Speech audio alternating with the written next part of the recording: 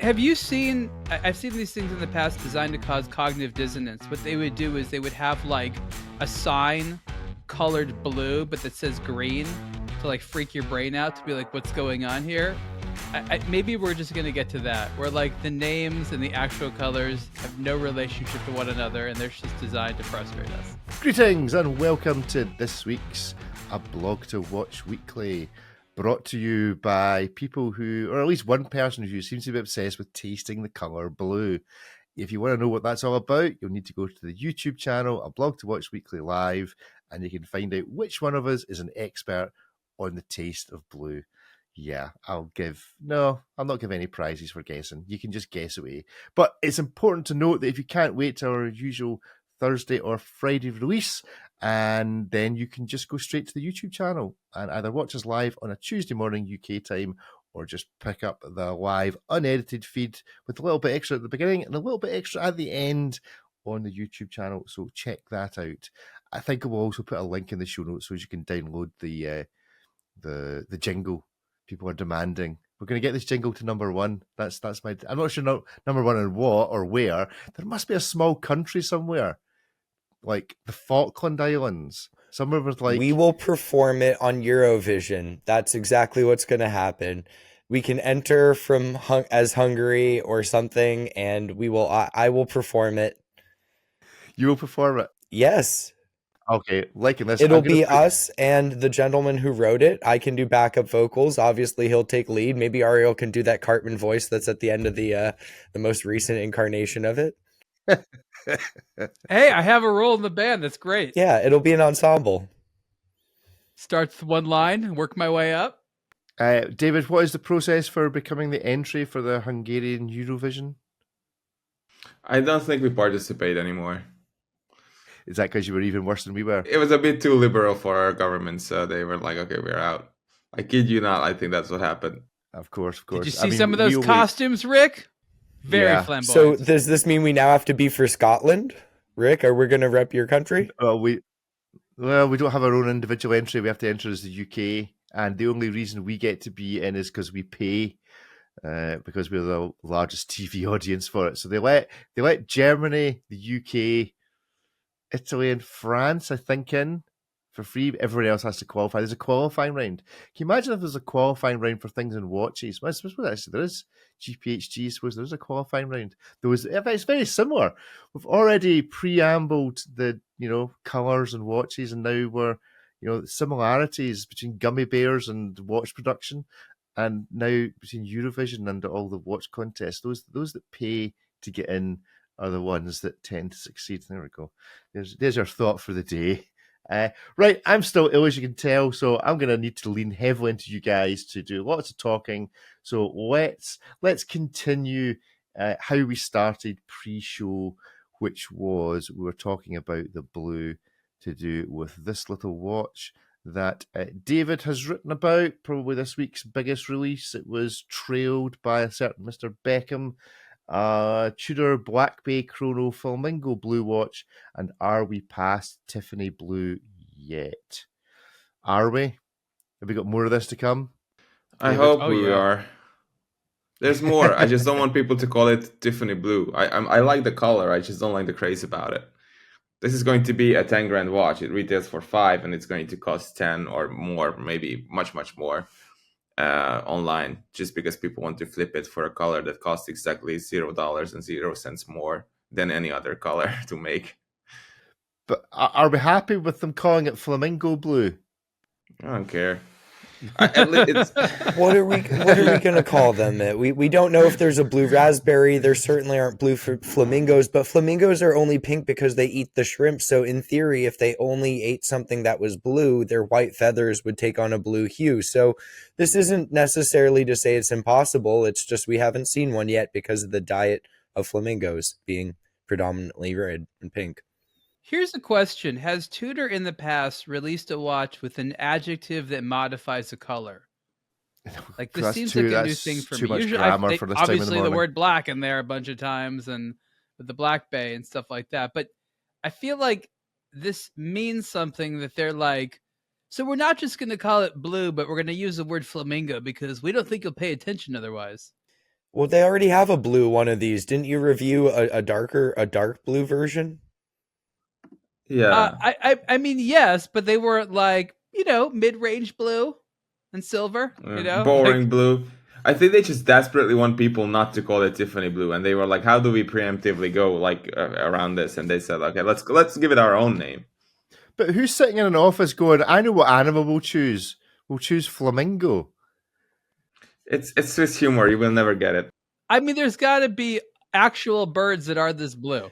Well, maybe they just realized they missed it calling the original one, the discontinued pink one, the flamingo pink, and then they're like, "Well, it took too long to get the name flamingo okayed by corporate, so Like a typo in the marketing yeah, we'll just department. roll this one out for the blue version that was planned a couple years down the line." So is this like answering the question that you were asked before kind of quiz thing? Don't answer the question you asked, answer the next question. So you give the answer to the question you were asked before. So the next watch will actually be flamingo pink, but it'll be like a Pelagos ceramic all in black, and they'll call that a Tiffany. Have you seen? I've seen these things in the past designed to cause cognitive dissonance. What they would do is they would have like a sign colored blue, but that says green to like freak your brain out, to be like, what's going on here? Maybe we're just going to get to that, where like the names and the actual colors have no relationship to one another, and they're just designed to frustrate us. Tudor's already been doing that because of the Black Bay. We had the Black Bay blue and the Black Bay red, and like they've already been kind of hinting at this by just putting colors in relating to watches that have nothing to do with them. So this is just why not the blue bay or the red bay? I've seen more blue bays than I've seen blue flamingos, if we're being completely honest. A lot of bays are blue. I love how you imply you've seen some blue flamingos. Well, I can't be sure I haven't, I don't know. Really? Don't want to back your way into a corner. Pollution's really bad out here. Guys, there was evidence that there was this one time when I was 6 years old and I saw one, and someone got on video, and they're gonna impeach me with it. I don't know. Yeah, wouldn't that be terrible? There's a photo of me at the zoo, and there's some blue, kind of pale, emaciated blue flamingo in the background. So I don't think I've seen any, but I positively haven't seen any. Well, I have seen blue bays. So I mean, blue flamingos, blue raspberries. Blue is a universal color. It can be adopted by any animal or fruit that isn't. I think this watch would have been nicer if they actually paired the blue without something as high contrast as the black. Maybe a different shade of blue would have been nice here. Yeah, and every single colored iteration they do on this watch just highlights the odd proportions of the watch itself. I think it looked okay with like a black dial or something like that, but the pink version was just really off-putting. Not just the color itself, but also the proportions of the watch. I wish they reworked that a little bit. It's just not a nice canvas for a color like this, because it just highlights everything that's wrong with the design of that watch. It's not terrible. It's just not perfect. We've been nudging Tudor for a long time, be like, you're going to have a more refined, thinner chronograph, right? Like, no. It's a good value. It's a nice watch. It's handsome, but it's by no means their masterpiece. Like, Tudor has other better watches by far. There's potential here. They flirt with Daytona, though it's technically a diver's chronograph. I don't know. It's got a bit of a personality issue. It doesn't quite know what it is my point. I don't think it needed to be a Black Bay. The Black Bay is just such a nebulous category. If they just introduced this as some other chrono, it'd be fine. But I think having it grouped in with the Black Bay, which is a dive watch, only confuses things further, because then, you've got like 200 meters and screw down everything, but a tachymeter, which I don't even know how you'd use one on dry land, let alone underwater. So it is a little confusing, that concept, but I almost wish this was just the new chrono or something and wasn't necessarily a Black Bay. They did have the Heritage Chrono until recently. They quietly discontinued that. That would have been a cool thing to implement these on. I was going to say that companies like Tudor and Rolex, they get stuck within having these pillars, right? Like, they feel like it's a big deal to come out with a fundamentally new model. And companies like Omega, at least historically, been really guilty of this. They'd come out with any random watch and be like, we're going to call it a Seamaster or Speedmaster, Constellation. We don't know why, but it has to live within one of those families.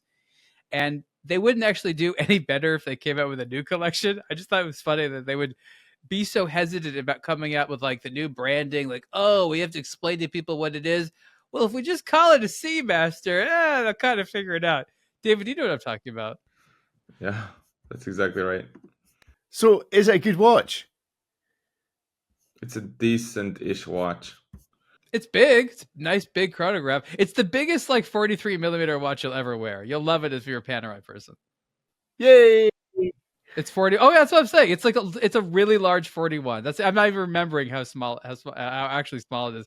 But it wears big. I don't know what it is. Maybe it's the width of the lugs, but it is a big wearing watch, right? Yes. It is. Some of it's the slab-sidedness. The sides of the case just go straight down. But I think some of it might just be the shape of the case. If you look at a Daytona, it kind of has crown guards and, and it spreads it out a bit better. It's a vintage style case. You almost expect it to be small. And then when it's inflated to 41 mil and a chunky one at that, it just, I think the brain does a little bit of a little double take as well. But it does wear really big in every single dimension, even compared to Rolex models that have a similar on paper diameter. So do we think it'll be a set, like, is this color just going to appear in every Black Bay model named after random birds that aren't that color? Are we going to have Flamingo-Blue in the... Oh my god, please no. It's just no bird colors. It's like the consolation that the marketing team gets. It's like the product guys are like, okay, we're not going to make you a new watch, but a new color, and you can give it a fun name, guys. And that's like 6 years in testing, 5 years in development, 11 years in production for the first run, and now finally you can have 3 of them at your local AD. It's basically. And they're all laughing because they're like, guys, we did nothing, and they're still talking about it. Yeah, that's also true. Yeah. And how close, have we actually checked how close this is to Tiffany Blue? It's just renders, so it's not easy, but I did check it actually, and it's not that far. It's pretty close. Because Tiffany Blue actually is almost green. They call it blue, but it's very close to green. And so this is not far off. Right. Okay. So there we go. So it's not close enough to get a lawsuit, presumably. But I mean, yeah. Right. Well, I think the general feeling on this is that yawn and please stop doing this. Right. Well, we predicted, as it turned out, really badly about what this watch was going to be. I think Ripley and Ariel both had it in the 50 grand region. We didn't know it was going to be steel. Let's put it that way. Yeah.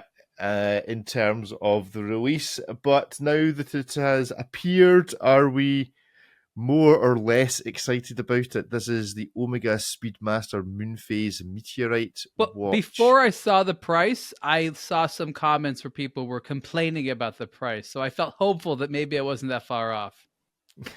So how much is it? It's, I Like want to say, 17 something. Is it 15? I'll need to scroll quickly down. It basically costs what I think a Nautilus should.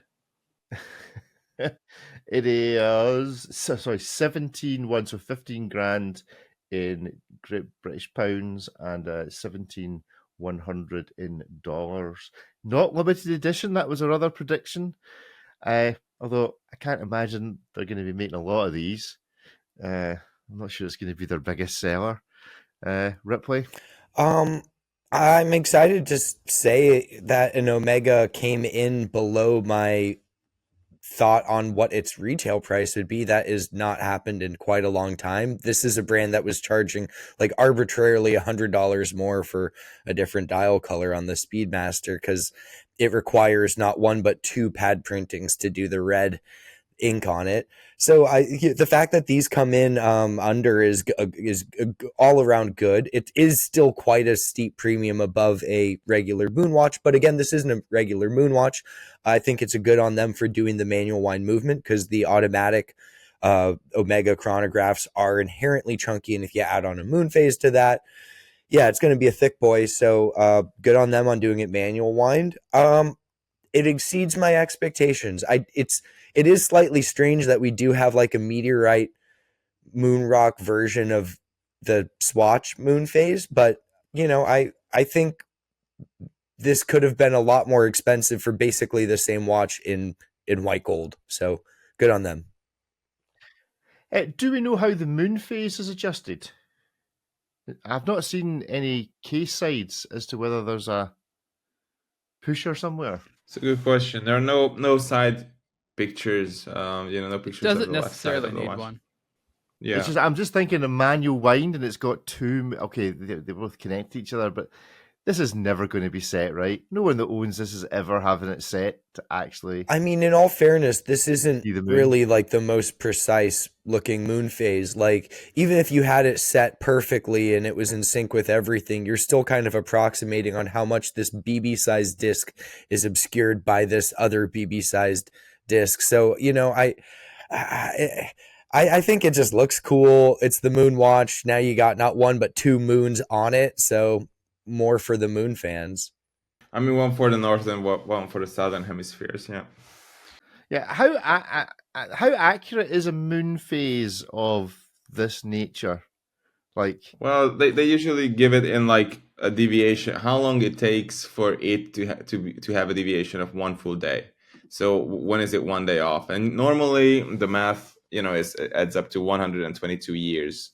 Most of these moon phases are built to that, because there are a few ways in which you can cram these wheels into these modules or movements or whatever, and it's just mathematics. How do you do this calculation in a way that is acceptable at the end? And that's how it adds up.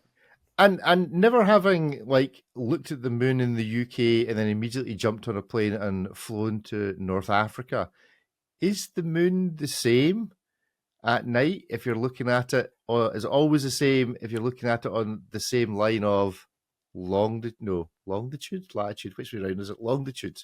Is it always the same? I think it is. It's so far. Yeah, it's not like one of these things with tides whereby it's less accurate the closer to the poles you get or the closer to the equator you get. Just never actually spoken to anyone that knows that much about a moon phase. Maybe we need to get. Are there specialist moon phase people? Like, is there a wee guy in Switzerland? Sarpaneva. He's got his own face. No, on he it. goes hard with the moon phase, not just putting his face on it, but the complications. As David mentioned, they're measured in the deviation, the number of years that it takes for the moon phase to go deviate by 1 day, and so he also progresses the complication of the moon phase. So some are accurate to a shockingly number of thousands or millions or whatever of years. It all comes into the realm of theory, but it is cool when, as David mentioned, when someone chooses to do the math to get it to a figure that is just laughably far out in the future, regardless of whether or not that has any bearing on someone's actual life. Yeah. We're all starting to basically say this looks like an Omega collaboration with any number of other brands. Like, in my mind, it's Arnold and Son or something like that. This is a very far deviation from the tool watch spirit that I think a lot of people appreciate the Speedmaster. I'm not trying to say it doesn't look good dressed up, but I almost feel that this watch would be better without the chronograph, right? Like, that just sort of sullies up the kind of more elegant theme they're going for. I feel that sometimes Omega gets really tripped up over themselves, and watches have this identity crisis where they do not know what they are, and they're trying to be so many things at the same time. It's not a bad looking watch. It just, it doesn't know what it is, and therefore I can't figure out what it is. Well, Joseph in the chat likes the design, has an outer space aura, i.e. mystique, like no other moon watch he knows of. Yeah, I mean, I kind of get it. It does look spacey, at least with some meteorite. They've actually put some effort in, as opposed to saying, oh, this went to the moon 50 odd years ago. It actually kind of looks moonish. Which is nice, I suppose.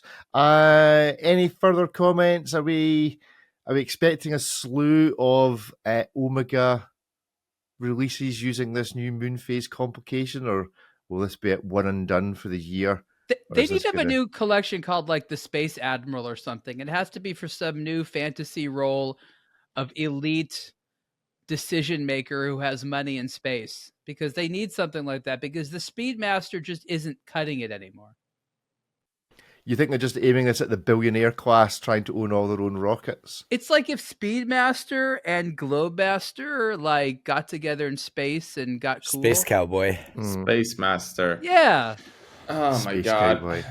Space All Master. of these just sound lame. It's, I don't know. We could name it after a random bird that's a completely different color. Maybe this is the crow. If the name Speedmaster came out today, we'd all say it was abundantly lame. yeah, that's also true. That is actually very true. Yes, that's very true. Have you tried on the award-winning Raymond Weil Millicene wristwatch? What started with the popular Millicene Small Seconds model has grown into a family of watches that includes the sporty Millicene Chrono and the emotive Millicene Moonphase.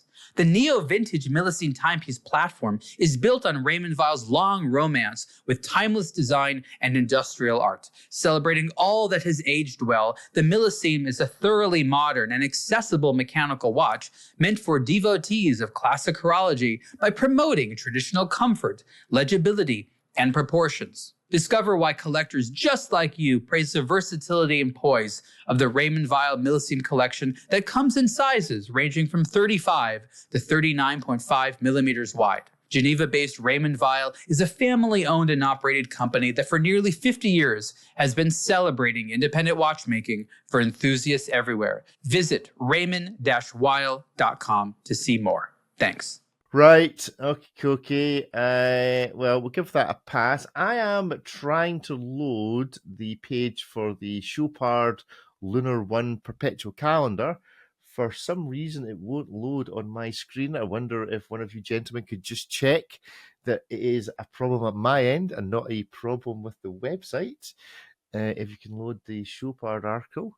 Every other article seems to be loading. We've been working on some one. stuff, so give it a second. We're going to make some changes soon, but there are some things like that are being... Yeah, cool. Well, perhaps, David, without the aid of visual pictures, because you were at we actually had the launch of it, or we at the factory tour type thing and manufacture, and then you kind of saw it at the end, or was it a whole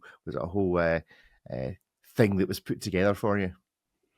Yeah, Chopard is one of those special brands that are sort of shockingly laid back in comparison to others when it comes to visiting their manufacturer. It's the companies who actually make stuff usually tend to be like this. Those who have floors full of machines that are not running and tables with no one working at them, those usually are try and orchestrate these things a little bit better. And of course it's difficult for us to say like this manufacturer is a fake one, because of course we can't be there like 200 days a year and see whether people actually get stuff done there or not.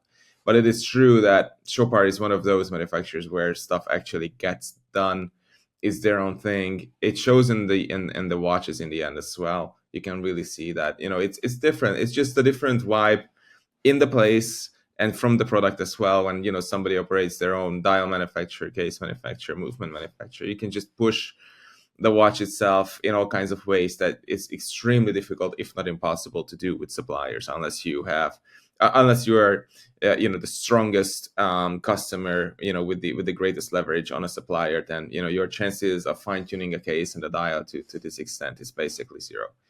So basically what happened here is that I saw this watch last week, so just a couple of days before it debuted, and went through the manufacturer in Meyron, which is in basically Geneva, which is where one of the manufacturers of Chopard is. The other one is in Fleurier. They also own Metalem now, which is one of the most important dial suppliers of the industry. They quietly took it over a number of years ago, and basically they didn't want to make a fuss about it because they didn't want to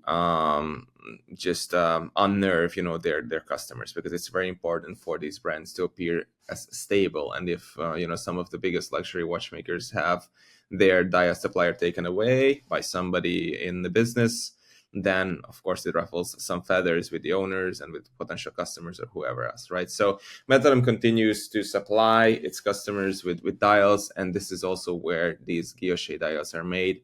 They're in solid gold, beautifully guillocheted. It's just a bonkers watch at a bonkers price. I mean, these are like $85,500 in gold, and then the one with a flying tourbillon is like 180 grand. So these are really Chopard pushing their own movements, cases, dials, and everything to basically a longer level.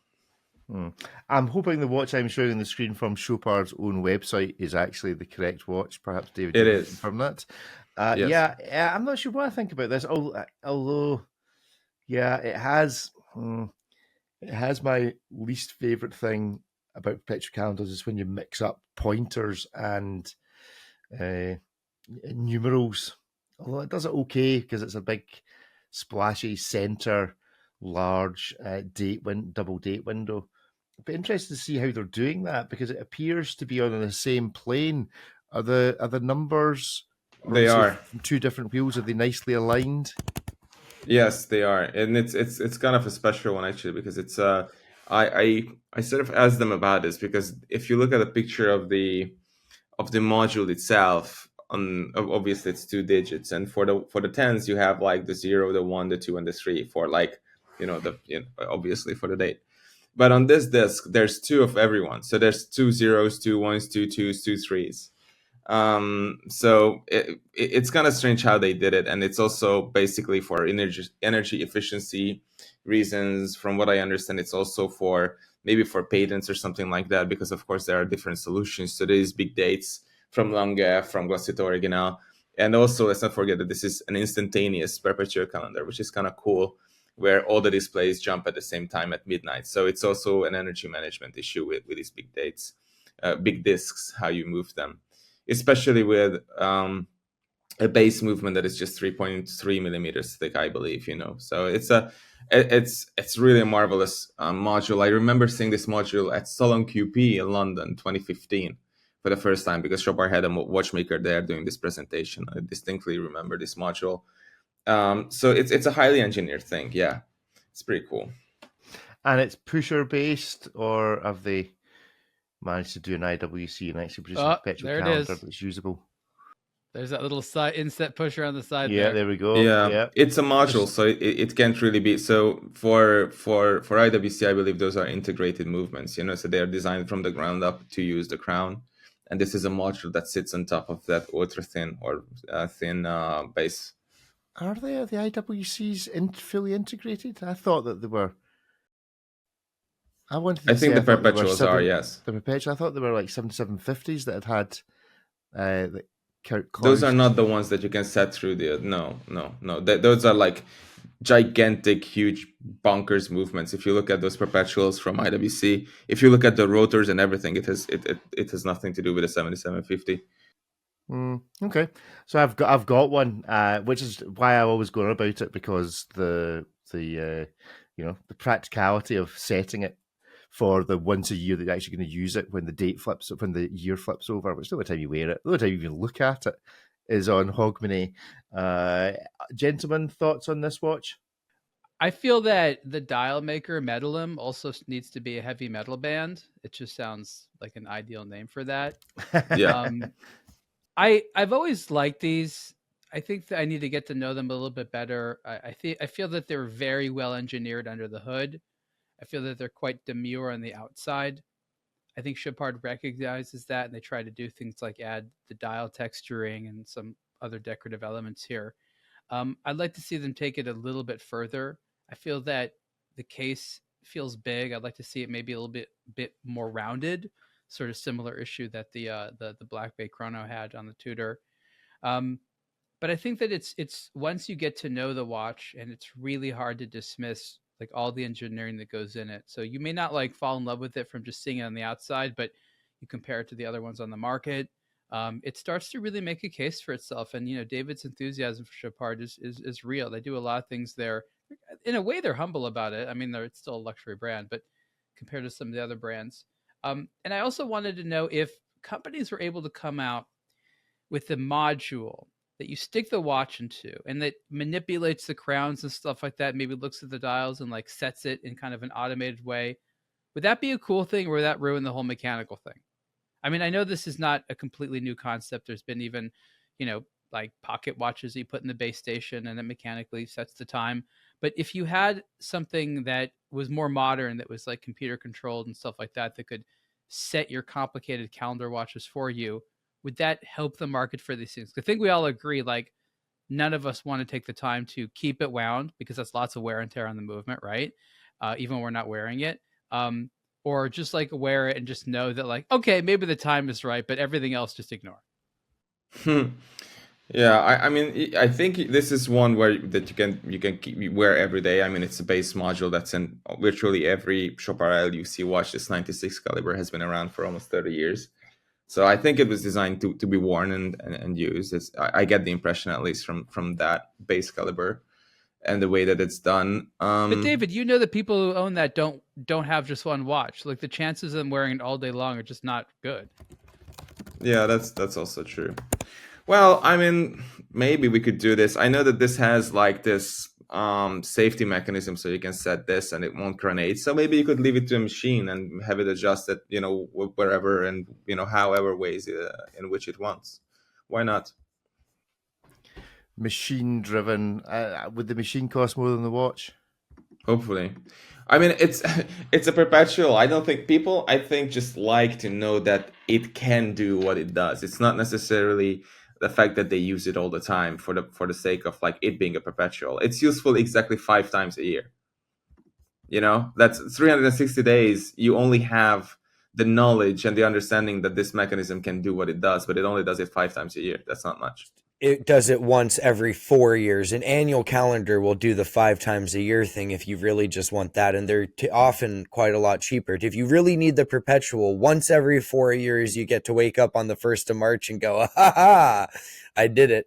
So I think that's the point with anything in watchmaking, like all of these high frequency chronographs, Zenith's thing that goes down to like a fraction of a second. I cannot do anything with the precision of a fraction of a second, let alone like hit the long travel on a mechanical.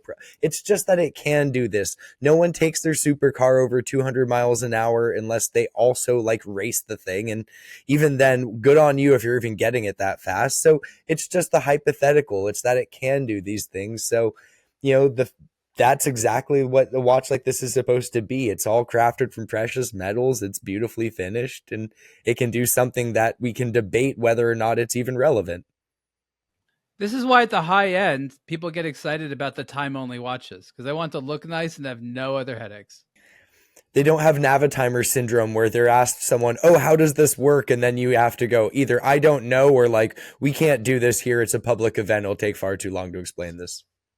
But that's why I think there's a market for taking what look like the highest of highest end mechanical watches and just dropping a quartz movement into it. I think a Zeitwerk that actually just had a nice wee quartz movement, some electricity in it that powered it and kept it. Would just call the Devon Tread. The Devon Tread would just look great. If it's like fire and forget, I can still spend the money. I can still say yes, still spent this on it. It's got a great quartz movement in it.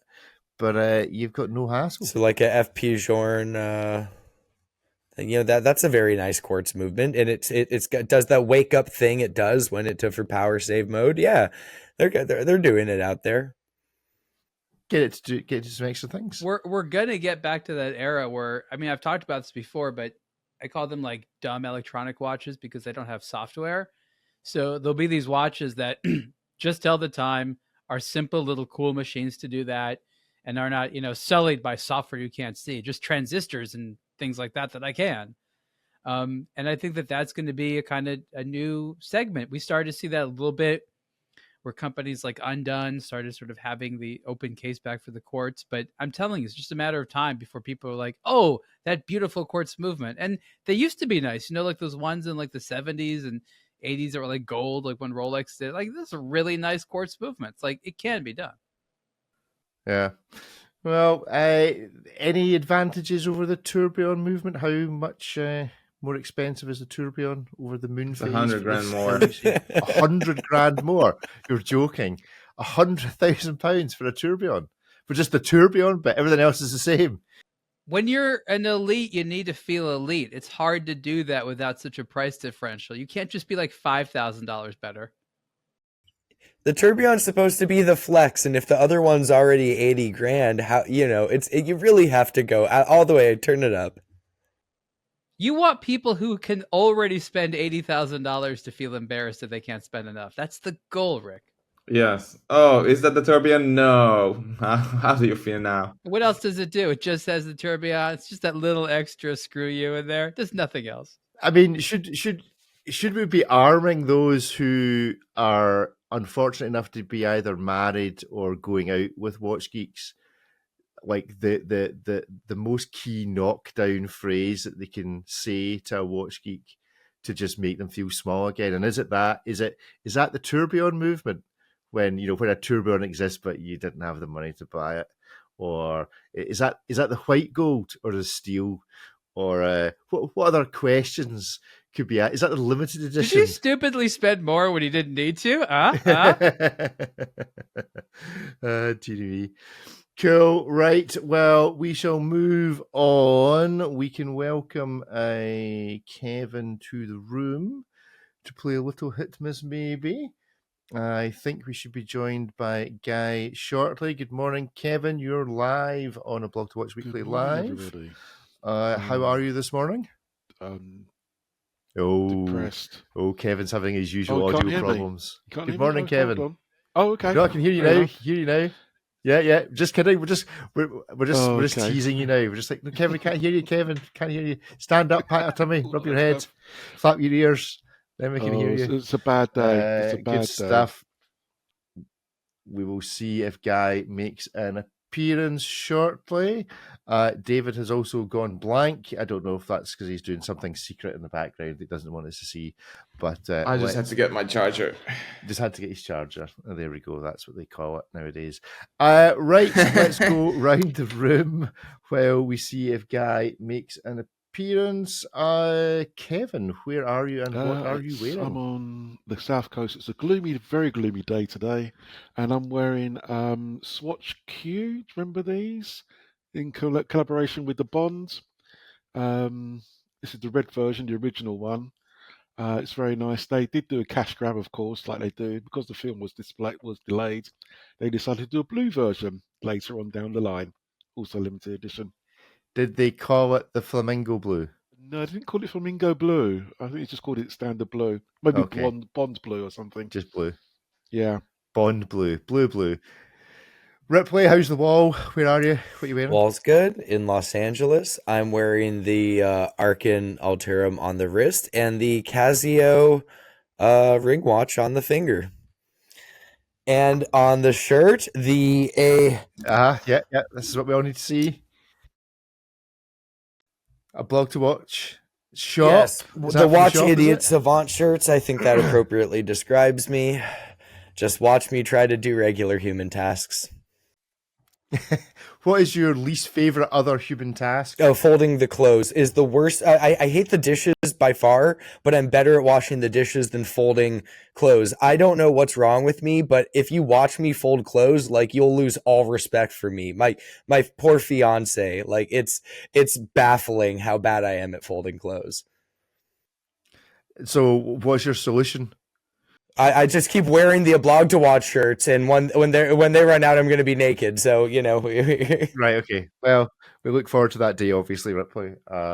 Okay, so we need to be sending you lessons or YouTube videos. If you've got a YouTube video that you could send Ripley, no, I've watched them. It's not for a lack of effort. I watch them and then I try to replicate. And it's like when you see a guy like building a treehouse one-handed, and you're like, I can totally do that. And then you get out there with a hammer and you go, but how do I hold the nails? Yeah, that's me, just with a sweater on the floor. Yeah, without appropriating your culture, a lot of these videos where they're expert clothes folders seem to come out of Japan. Yeah, I come from a long line of people who are experts at folding. Like, look at origami. I should make a crane out of this stuff. I don't know what's wrong with me. Yeah. Deary me. Because it's all like you put a bit of cardboard in the middle and or you pinch the shirt just in the right. The sweets, it's like ninja folding clothes. Seiko even sent something for this last year around the holidays, something that's supposed to help us fold, and I'm still absolutely beyond help. So watch brands are sending you user specific gifts, knowing what your flaws are. Sean got it too, so I don't think it was a personal attack. Yeah. All right, okay. Well, maybe Sean has issues with folding that he's just not prepared. Maybe he's just not ready to confess to the world his folding problems. Maybe Sean needs to come out of the folding closet, literally the closet. Ariel, where are you? What are you wearing? First of all, I am feeling so validated that I'm not the only one that can't fold a t-shirt nicely to save my life. I just hang them on hangers, which feels like a great waste of space because I too cannot fold. Yeah, So I can I'm also experimenting with Casio's cool little ring here, which is it's just oddly really fun. I don't know if it's just because it's little. It might be just because it's little. That and this is a candy color red Chrono Swiss, which is called the Fire Starter, though they came up with that name prior to my Fair City's little problem with the combustible condition there. And I have the Royal Oak bezel, which again, Audemars Piguet can't actually claim ownership of this design anymore, which is why it's so amusing. But that's and you can, I think, sometimes get those at the aBlogtoWatch store, but we made that as well. I'm in Los Angeles, not freezing in New York this week with the people who have 47 minutes to see the new LVMH watches. So we'll look forward to seeing them all in Geneva, which is basically around the corner. Yeah, very good, very good. David? I'm in Budapest. I'm wearing the cheapest diamond set watch in the world, still, which is just fantastic. And yesterday I saw a Trump watch. I never thought I would ever see one, and I did see one, hands on. Really? Was it from the ones that we laughed about? Yeah, it was the Fight, which is not to be confused. Yeah, it's not to be confused with the Warrior collection, because this is the Fighter collection. And it was in silver and gold. Oh, the one with the dial defect there, which is apparently signature.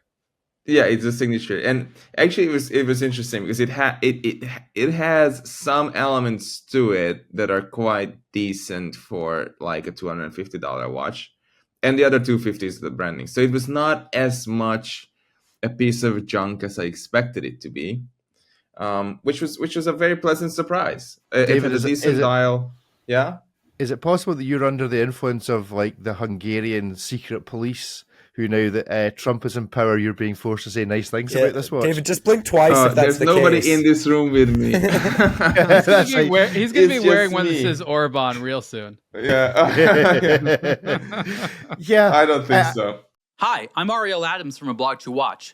I'd like to tell you about Bezel, the modern app for buying and selling authenticated high-end watches. Bezel isn't like other platforms. Bezel was designed exclusively for today's timepiece collectors and enthusiasts, offering choice, convenience, safety, and service.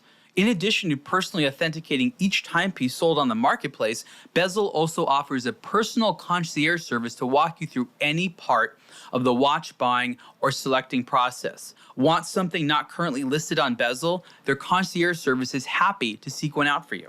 Buying and selling a watch can be scary as well as challenging, especially with all the options out there today.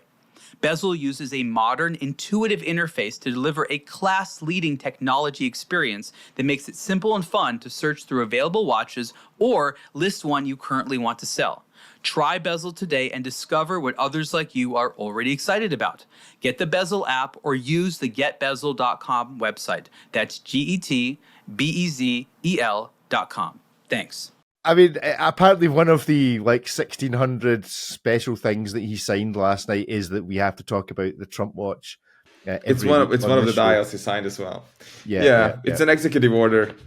Exactly, that's the word I was looking for. An executive order is we have to mention Donald Trump every week for the next 4 years. Oh, and boy, am I looking forward to that. Yeah. At a glance, doesn't that look like the seismic chart of like an earthquake? It's a really complex signature. I was just thinking, like, that's not a swift executive order. That's a lot of up and down vertical movement. You know. Yeah, it's what happens on a seismometer when Donald Trump walks through a room that you're in. That's what it goes like. It goes like that. He wants his signature to be so fancy you never end up taking the check to the bank. Wait, is that supposed to say his name? Yes. Okay. So there's far too many letters. I also think that if you are like everyone who can't read it, it says it in like, normal people print, like right above. Yeah, exactly. It was not a bad watch, to be honest with you. It's not as bad a watch as I expected it to be. That's the David, truth. it's okay, but we're sending the team in to rescue you. Whose phone's ringing? Yeah, I shouldn't have bothered letting you in. All that's happened since you've come in, guys. Your phone's rung. For secret David, we're police, they sending have loud phones. Yeah, it says Washington on the phone. I don't know what it is. Pennsylvania Avenue. Yeah, David, we're sending help. Okay, the special forces are on their way to. David's getting Thank his you. solid gold. Fight. I'm actually getting one of these bedazzled ones for $1,100. He came up with an extra carat, 25 karat gold, just for you, Wait, David. who had this, David? David, where did you encounter the warrior collection? It's just a local guy who was like, "Hey, I think you would like to see this," and he just gave it. So it's He just Orban. sent We got it. To be fair, Local guy. Orban's arm is like full of these things, basically, at this point. if it was a fix, they would have shown David one with diamonds on it. We do know that. Yeah, which is what I'm interested in anyway. Exactly. Are those dials completely flat? Like, those don't even... There are some really bad. Yeah, I was so hoping we would see this. Look at those Photoshop disasters. Look at those.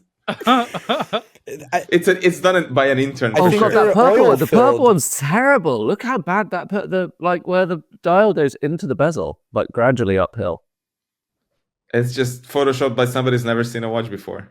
You mean AI? It's worse. It's incompetence. I Okay, want to know what watches hold people on. take off to put a Trump on. Like, are they ditching their Rolexes and Tag Heuers? Like, what is getting the boot to get the Trump watch for the fans?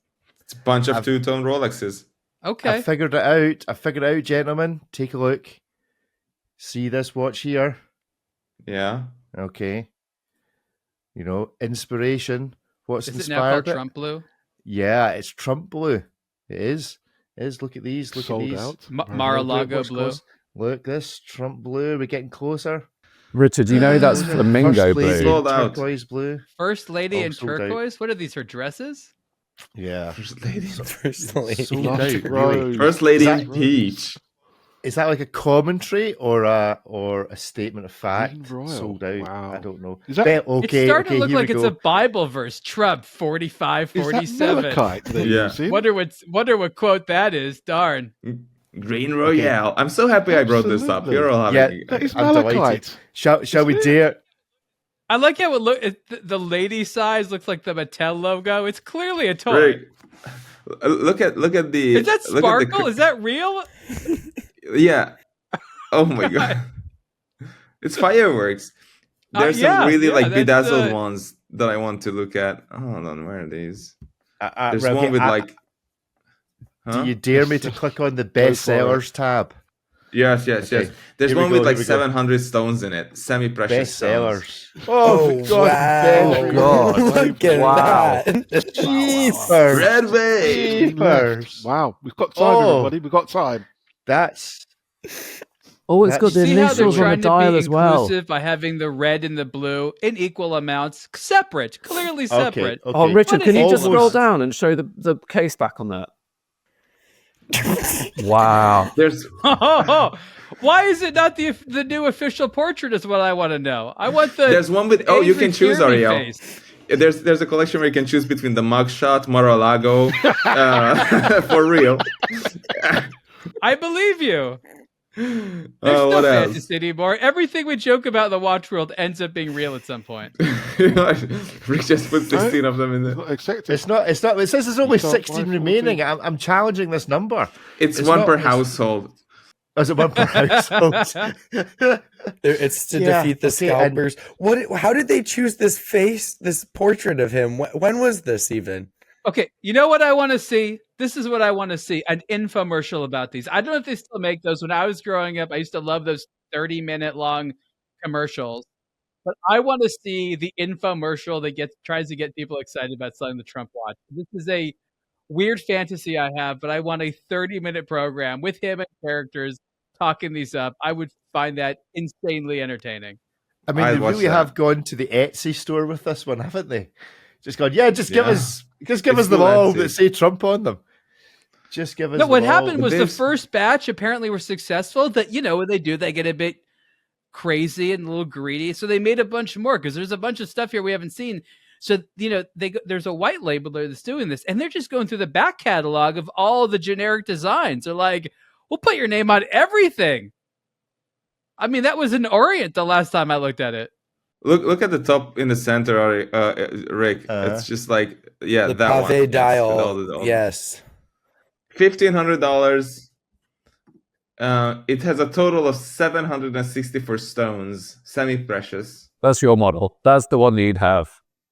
Semi-precious. I mean, would wear that. how close to not precious at all does semi-precious need to Semi. be for there to be 764 of them on a watch that costs 1,400 quid? I mean, it's not semi-precious; it's just stones.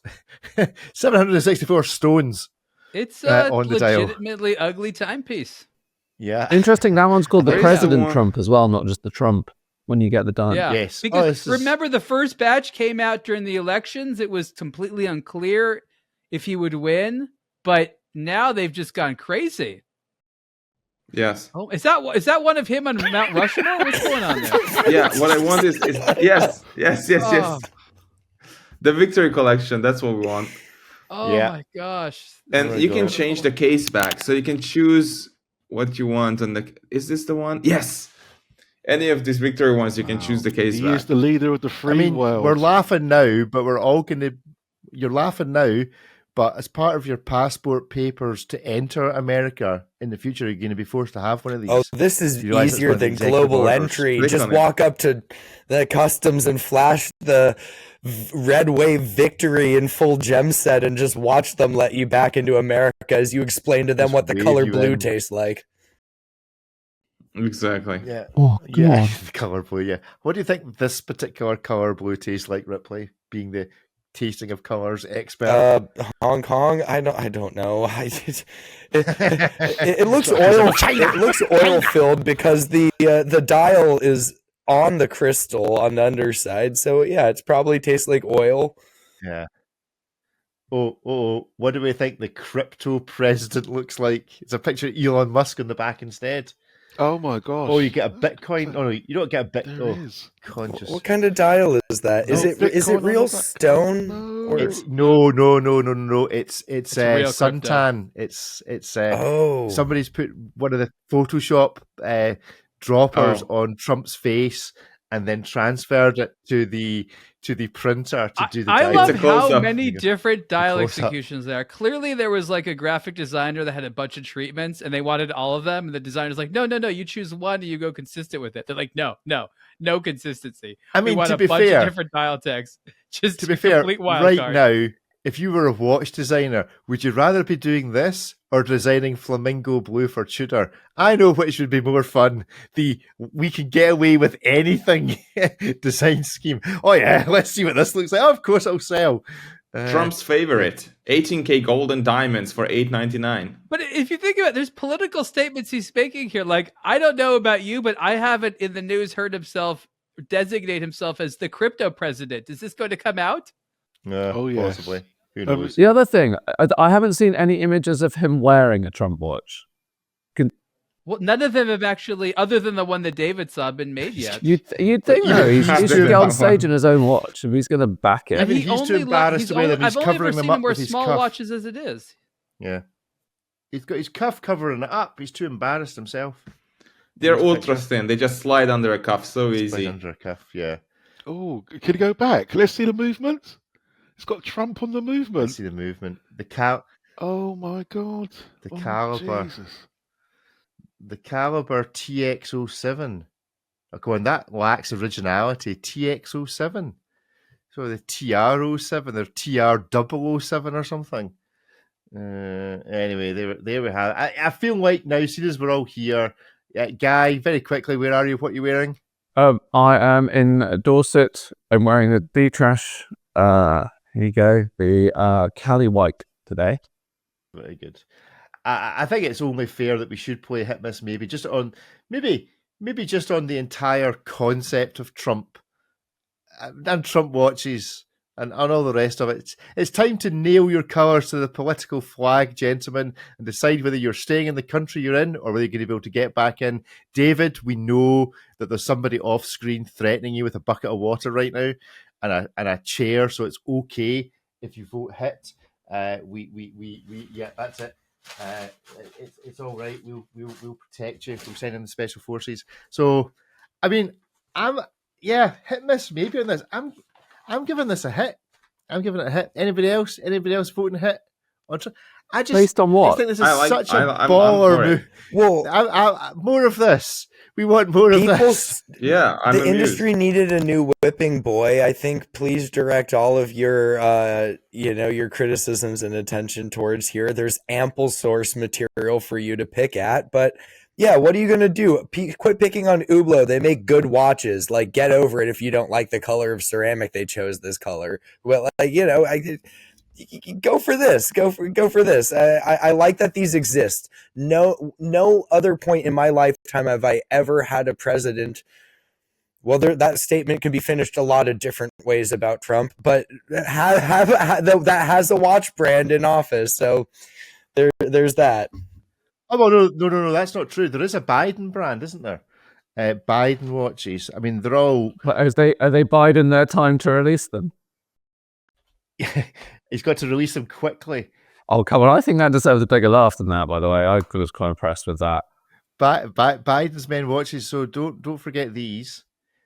They would just run slow. They run slow. They go to sleep like a good look. I mean, these the Biden crazy hours, like Frank Muller. It would just That would work. Absolutely. That's interesting. That's right. If you drop it, it breaks it breaks a lug why very is easily. the D so much bigger in the logo? Jaguar. Like Biden? No, it's like Jaguar. Biden. Biden. Like, okay. Biden. Oh, that's interesting. They've knocked off a bunch of Casios with these. That one looks like the Duro and okay. I'd say these are more for your average Joe. Yeah, certainly a price. I find it amazing Come on. that Trump keep trying, Trump guy. has been able Keep trying, to guy. enter pretty much every conversation. Like, just the mere fact he's like, oh, people are talking about watches. I want them to talk about me too. Like, it's incredible. I never would have guessed in a million years he would Doesn't that one say Lendin on it too. or something as well? Yeah, I don't really understand this. He seems to have misspelled his own name. So the Biden watch store has watches in it that are identical left and right. So does this have anything to do with Joe Biden, or is this some like AliExpress brand that did an SEO search, realized there was a lot of search volume for Biden, and then made a watch company named it? But like, does this have any affiliation with the guy? Probably. Can't do. No, but then does Trump's? Well, it's calling itself the Red Wave President Victory. It has weird, insanely elaborate signature on it. Yeah, he legitimately signed off on it. You got to think at the very least, if you're Bremen, aBlo, or Brick watches, you're going to great. Somebody else that you can give. Oh, the Brick watch guy must be so happy. Like, everyone's totally forgotten about him. He can just go out bankrupt in peace now. I think Terry Stern must be happy as well because he's now that Trump's watches are around. He was the only guy missing from the display at the back. You had Musk and all the rest. You're just waiting for Terry Stern and his smiley face to be standing beside them. Anyway, right, let's get some watches if I can get. Who's going to buy Invicta now is my question. Who's going to buy Invicta? All the people on the cruise ship. I feel like they're all going to be wearing Trump watches. Oh yeah, the Invicta cruise with the. I mean, I'm just not trying to generalize. That is more or less a demographic. Yes, we should open like a Trump watch store on cruise ships and just become billionaires. You mean on the Trump cruises that are bound to happen as well? Yeah. Right. Ariel will speak to us about the Ike Pod. Horopod watches designed by Adrian Burgundy. It's a hands-on. Ariel, tell us about this. So it takes a lot of understanding the IkePod brand to get the different phases. This is the third phase of their ownership, which again is probably the nerdiest topic if you don't know what we're talking about. Tell me about the third phase of ownership of this highly esoteric watch brand. But what the current brand is doing, which is smart, is going to all these different designers. This one was designed by Adrian Buchman, who's a freelancer, has done a lot of other stuff. He did the 12, for example, for Christopher Ward. And they're like, okay, take something that was much more expensive to produce in the past, hasn't been made for a while, make it so it's industrializable in a slightly cheaper way for today's audiences, fix some stuff up about it. And that's essentially what the Horrorpod is. Bit of an unfortunate name if you are a native English speaker as myself, but we can get over that. Titanium case and bracelet, these are artistic watches. People are like, oh, I can't read the time. Well, that's, it doesn't have hour markers, but they're nice. They make a statement. I think that he's made, Adrian Buchman has made them about as good as you can. I think the problem is, the pricing now, it's about $3,500. These sort of remade iCopods at like $1,000, $2,000 were good. I'm wondering is now $3,000 and $4,000 the new $1,000 and $2,000? That's perhaps a different question. But overall, these are nice. My favorite one is the one with I forgot what name they call it, but sort of they got the gray and orange and white dial there, which is a redone of the original. And one of the interesting things here is the movements inside are actual ETA 2824s, and they're like make a point to say that they're new old stock because the brand just came with a bunch of movements from, I don't know, maybe generation 2 or something like that. And you can't actually buy those from ETA anymore. So they sort of have to say that they're new old stock because they bought them a long time ago. They're, I don't know how old the movements are. They obviously, refresh them. But it's kind of funny, the marketing plan. I don't know if they had to say anything about that at all. Like, couldn't they just said 2824 and leave it at that? But that is the new iCopod Horrorpod, about $3,500. Yeah, that's it. Very good. Right. Well, is it a hit, a miss, or a maybe? 1, 2, 3, go. Maybe a couple of hits. Ripley, why is it maybe? maybe? I like a lot about it. I kind of like the case shape and how the case back's completely integrated. Like Ariel said, it's just getting up there in price where this would be a really fun watch at about half the money. But once you get too far up there, you start weighing it against other things that cost comparable sums that you might want to have more. And this to me is very much sort of a novelty piece. It's very much design centric, but this isn't like a wear every day sort of watch. This is something that you like the design and you wear it every now and then. And at this type of money, it's in a very competitive segment of the market. So it's a maybe, but I like this one better than quite a lot of others. It's cool that they did the integrated bracelet on it as well. And the dial just looks like a golf ball, but I actually kind of like it. Hey, Guy?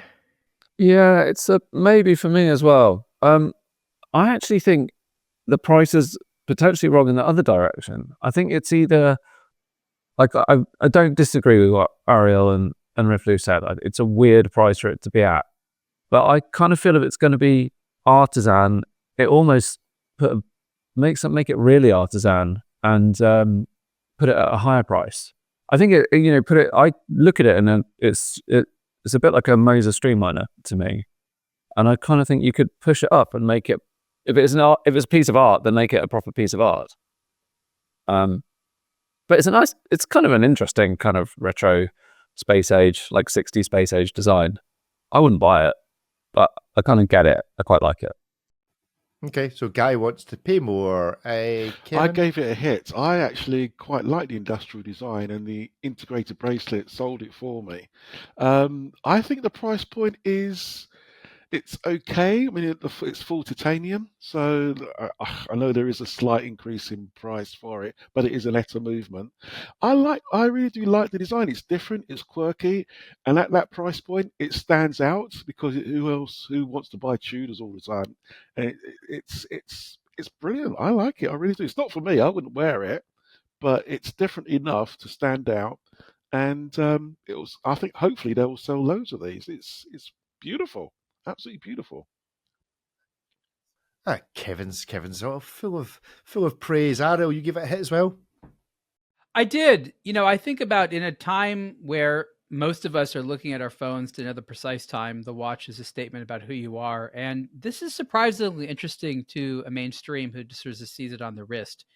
They're not going to be like, you know what time it is. It just looks interesting. It's quite artistic. So it's quite fashionable, but the design, it's funny that people say, you know, retro, because I still don't see it as being retro. But yeah, this is a design essentially from the 90s when Mark Newsom originally came up with this.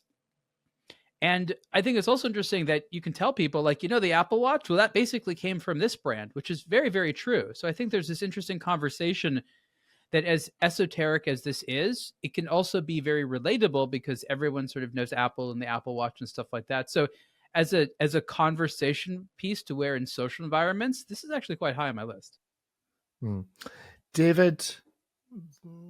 I gave it a maybe. I think it's cool looking. Certainly a lot of effort has gone into this design, potentially into making it as well. It's quite expensive for what it is, but we can't always strive for lower prices and you know, more compromised quality. At some point, I've been in this situation a few times where I was looking at a watch that cost, I don't know, maybe $800, $1,000, whatever, and it had this really cool design, but I wish that it had been done like to a higher quality, to better fit and finish and whatever. So this is it. It's a developed taste. I'm just not really a fan of the overall potential feel on the wrist and look on the wrist. It's just an odd looking thing to me. But if that's, you know, up people's alley, then, you know, that's great. Somebody really has chewed this bracelet screw in there. That's that's why I guess maybe for me these were media samples. These were the ones that people threw around. But that's completely chewed. I'm not sure how comfy this would actually be to wear with the kind of rounded case back. I just feel it might. It's pretty comfortable, actually. You'd be surprised, depending on the shape of your wrist. So anyway, maybe for me. Good. Right. Next up, we'll go back to Ripley. Ripley finished talking to us about the it's the second release from the brand. It's the interesting thing about this one is it the watch itself is priced at about £600, so like $700-ish. It's titanium with a hardened coating, but it uses a proprietary movement module that's fitted on top of a 9015 like regular Miyota. So it's a dual time watch with dedicated day and night indicators. It's not a GMT. It doesn't have a 12-hour and 24-hour hand. It's two 12-hour hands with dedicated day and night indicators. The other little pusher on it is a corrector for the date. And it kind of works in an interesting way. If you pull the crown out, all the hands move forward, and then if you move them backward, the secondary hour hand stays in place and the other hands move backward. So it's not the most intuitive to set, but just the fact that you can get a titanium watch, 200 meters water resistant, sapphire crystal, you know, hardened titanium with a different user experience for $600 is pretty interesting. And I'm wearing it now. It's incredibly comfortable, lightweight. And again, it's for just straight practical dual time functionality.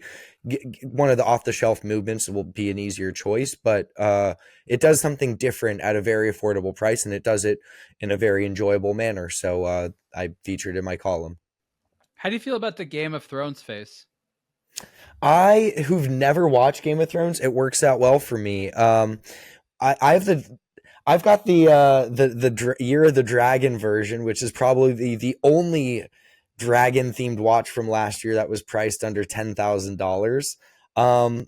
But I kind of like it. It's definitely dragon themed without being too on the nose, and it's quite a dramatic texture for the scales, and the luminous hour markers are carved from solid blocks of lume, so it's quite bright as well. Yeah, very good. Right, are we giving this a hit, a miss, or a maybe? 1, 2, 3, go. Hit, maybes, yeah, all round good vibes. Ripley, Yeah, you obviously enjoyed it. I did. I think the thing is, you can kind of get jaded when dealing with under the sub $1,000 micro brands. So many of them do put forward a decent watch, a totally unobjectionable watch that you have to appreciate just something different, and this really supplies that. Guy. Yeah, it is. It's not my style. I don't really like the style of it, but it looks well executed. It looks like they've done a good job. It looks like it's good specs for the money. The strap looks good quality. It looks a bit of a strong taper on it, I'd say, but it kind of carries on the lines of the case. I like it, but I wouldn't buy it and I wouldn't wear it. But I just don't like the style. But they've done a good job with it. Give them that.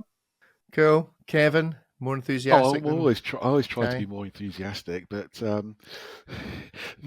gave it a hit. It's quirky, it's different. What is the movements used in that particular watch? Do you know, Ripley? Yeah, it's a Miyota 9015 with a proprietary module. So Ken, the founder of Arkin, started developing this before Miyota put forward their 9075 GMT. So he already had this banked before that became widely available and decided to run with it for this model. And it does something different. So aside from just the gearing for the movement module and the 24-hour or for the day and night indicators, rather, the rest of it for the gear train, automatic works, all of that's just a regular Miyota 9015. That's a really, really good price point for that sort of watch. I mean, I haven't seen it in the flesh, don't know what the finishing is like, but for £600, that's a bit of a steal for something which is different. And I do like that a lot. So it comes in red.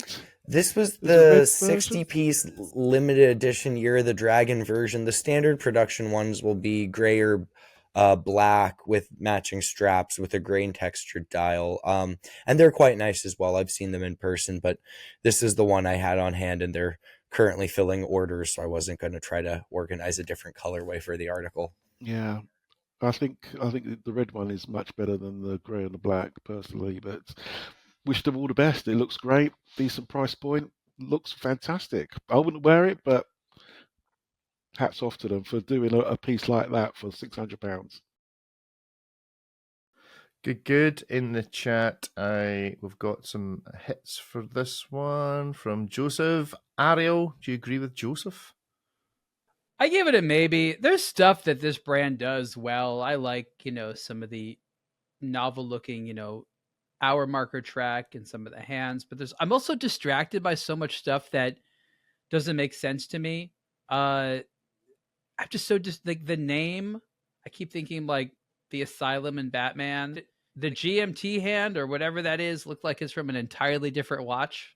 Like they just had an extra hand that fit. They're like, oh, let's see if this fits there. Like, just doesn't really make sense. So I would call it a refinement issue.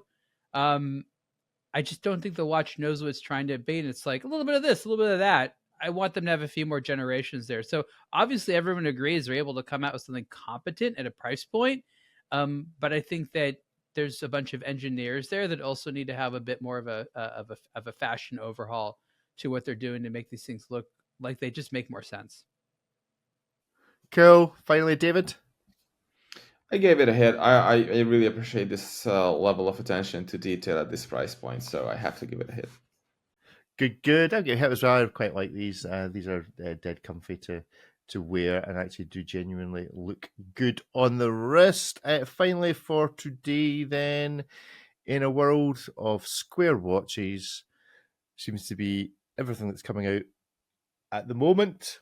The Bax and Strauss Berkeley W1 AM watch. Ariel, you're hands-on with this. Is this worth considering if I can't get the square watch that looks like maybe several other things vibe out of my head? So this is an interesting Thierry one. Won't sell me a Cubitus. Bax and Strauss is part of the Frank Muller group. It's sort of an old name in jewelry. It's really like a diamond company. And most of the time that I've known Bax and Strauss, they make these watches that are very elaborate, a lot of diamonds. There is one diamond on the crown here, but this is their attempt at having a more affordable watch. It's got a lot of interesting things, has some weird quirks to it. It's really comfortable and thin on the wrist. And part of the reason it's thin on the wrist, it has pretty basic manually wound, really kind of like a bass piezo, at a movement there, but it's been decorated in-house at Frank Muller with a pretty nice design on there. So you have that. There's two different dial versions of this Berkeley W1 AM. This is the blue one. There's sort of a white dial. There's a few other ones there. It's it's just sort of an interesting shape. It's easy to read. It's not a very complicated to understand watch. I can see why some people think it's maybe not as refined or elegant or timeless as they want, but I think what impresses me is the not insane price point, the fact that they did put a lot of effort into some certain details to make it feel high end, and that it doesn't really require some explanation. It's just like any person could be like, yeah, I understand this. It doesn't need to be explained. And again, in the world of really expensive watches of this category, this one being, 6,500 Swiss francs, I feel is a surprisingly accessible price point. So I would definitely like to see interesting slight modifications, and I'd love to see an automatic movement in the future. I think overall, this is a pretty cool watch. Okay, do we all agree with Arrow? Is it a pretty cool watch? 1, 2, 3, go. Miss, maybe, miss. Couple of hits. Ripley, why is it a maybe? Nice and polarizing. There's a lot. The dial just looks like the worst from Frank Mueller, and like just like they took out all the pretty bits and just left out like the rough render. I like the kind of the curvature on the case. Cool that they engraved the movement. It looks laughably small stuck in the middle of there. I don't know. I don't know what you do with that space around there at that point, but like, draw me a painting at that. There's so much of a canvas. Like Ariel mentioned, it's a very approachable in terms of its concept, but like, man, there's just so much I would change with the dial and just some of the proportions to sort of make it a little bit more elegant. But yeah, I like what's there. I like the Frank Mueller group as a whole. But I would take any other Frank Mueller over this. Guy, you taking any other Frank Mueller over this? Yeah, I would take any other Frank Mueller over this. I mean, the movement looks lovely from the back. Oh, this is my positive thing to say. I gave it. I mean, I thought this was. I hadn't heard of the brand, and I thought this was going to be like a 600 quid micro brand, and still thought it was a miss. And it's roughly the same price as a Santos, and if you're going to make a square watch, you're going to go up at £6. It's going to go up against a Santos, and a Santos is immeasurably better. And feel free to disagree, but I'd take a Santos over this for £6 every single day of the week, despite the beautiful engraving on the back of the movement. Maybe I don't get the brand. I also quite like the other Frank Muellers, like the Crazy Hours and stuff. I think they're cool. Kevin? Don't know where to start, really. I gave it a miss. I do like Frank Mueller, by the way. Crazy Hands is just amazing. However, this just leaves me cold. I don't know where to start. That dial, I just can't get my head around it. The indices are, in my opinion, far too big. The hands just don't work with it. The case back, yes, it's got that small movement in there. So why don't you decorate around the back of the case back? The price, you say it's got what is it, got a diamond in there or something? Yeah, there's a diamond in there. Yes, there is. So 0.001 carat of a diamond. It's the one that the one that fell on the floor from the Trump watch department from earlier on. They just took the largest one from the packet that they receive from wherever you get diamonds that you normally use on the end of drill bits from. No, that's this one. That's that one. All right, okay, yeah, that's that one. But the thing is, that's a drill bit diamond done well, David. It really is, and it's $70. If it was £70 for that particular watch, then I'll give it a maybe. But I don't know where they're coming from. And Guy, you're right. It's going up against so many other better quality, better made, better finished watches. I mean, and for instance, Cartier, you're absolutely right. It doesn't stand a chance in that market. But hey ho. Yeah. Ooh. Ariel, defend the indefensible. It's like a toy. It's fun. It's just sort of like big hands, big case, big dial. Like, it's just sort of charming and easy. Like, it requires no thinking. And yes, the Santos is more refined in a lot of ways, but I think this is for someone that doesn't want that watch everyone else has. Like, there's that person that wants that popular style. There's a person that wants something different. It doesn't feel like a Santos on the wrist per se.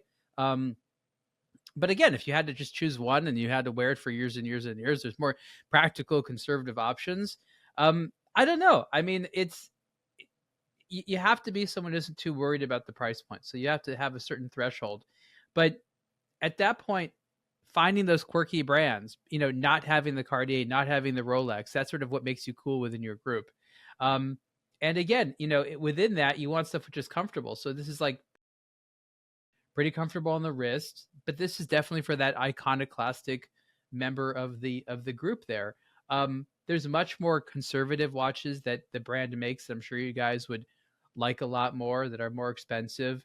Again, this is when a brand does a new entry level price point, I think it's just fascinating. Ripley has this actually affordable thing, and sometimes brands get it really right at the low end. Sometimes it's a little bit weird, but I think this demonstrates that all these super, super expensive watches out there, brands are starting to realize maybe that they don't have, legs forever. So I think we should celebrate the trend of what this watch is doing without having to all stand behind it. Kevin's now interrupting the audio just with sighing in the background. Sorry, I do apologise. Kevin just can't resist. If he had one of those shepherd's crooks and he could reach across the Atlantic and just drag Ariel off the screen. David? Despite the shockingly awful design, I gave it a hit. I can't get over because this there's a wee design. man sitting at the side with a bucket and a chair. Is that what we're saying? There are all kinds of I don't think Beckett's and stores can afford the special forces, but who knows? Maybe they have just a mob guy. Anyway, it's kind of bad. I don't know why it says 2 at 6. It was just kind of funny, actually. It says 12 at 12, but it says 2 at 6. It doesn't make any sense. No one mentioned that the movement is upside down. Yeah, maybe. Yeah, actually, the text is upside down, but brands do this. I don't know why. They're gonna say in advance. It appears to be people in the engraving department and the brand don't talk at all. No, probably not. But it's kind of funky looking. Or maybe the case back maybe it would be easier to do the case back differently. But anyway, yeah, I think I can appreciate the way it is done. The dial looks high quality. The center links look really cool. The case, I like the diamond in the crown. I think overall it's a well-made watch, despite the ridiculously small movement. It's bleeding from all kinds of wounds, but somehow I find it for whatever odd reason, kind of it's fun, in a way. But it's ridiculous at the same time. Yeah. Yeah. Okay. Yeah. Where did I begin on this? You know how when especially car companies, when they decide to give a car a name, there's a little department somewhere that goes and checks out that it doesn't mean something rude or something daft in another country. Mm-hmm. Well, that's the problem with this watch, because in the UK there is a TV show called W1A. Oh, yes. Which is like a spoof TV show on government incompetence. And this is one of those watches which looks like it could have been designed on that particular TV show. Ariel, you would actually quite enjoy W1A. So yeah, they should have been checking this out. As well as, you say, David, the 2 at 6. It also looks like it's got gladiator hands. Yeah. Do you have the TV show Gladiators in the States? That States thing where the audience wear the big hands and they go like this, the big kind of foam hands. I mean, hands American oversized. Gladiator. Yes, and why does it say London on it and then Swiss made? Well, what's that about? I mean, Frank, how I don't understand. Which part do you want off of there? Well, how does it relate to London? Well, that's where the brand is. But it's thrown by Frank Muller. He's not in London. No. Yeah, so it's just a bit weird. Yeah, they're not. It's not operated out of Switzerland. It's operated out of London. Is it operated out of London? Well, okay. Yeah. I don't think anyone's buying it because it says London. And you're right. The Cartier, $6,500. It had been. If I honestly thought it was going to be like a £600 watch, and it was a micro brand. Well, I was looking at it, and I've just checked this, but I saw the Benjamin James Square Blue Dial watch, and I think that's loads nicer than this. Give a shout out to another British microbrand, but that's a lot nicer square dial watch that also meets Ariel's thing of being the person in the group that has the cooler different You watch. could serve hors d'oeuvres with the center of those hands. Labs, that's enormous in the middle of there. So right. Oh, it's just so wrong. That's something, Ripley. Is that someone who's in like wedding prep that all you can think about is hors d'oeuvres at the moment? There we go. Maybe you should get these guys to sponsor your wedding. We had been talking about whether we could get Hublot to sponsor your wedding, Ripley. But maybe That Will would it be an happen elegant at affair. 2 or 6? We're not Lots of really sure. Time is immaterial. I mean, have we checked that actually it isn't 2 and that the watch doesn't like go round, 12 times a day, like the Cartier that tells the time backwards? Okay. Right, well, that's us for this week. Some final housekeeping. No show would be complete without this particular bit of housekeeping. So, Guy, get ready.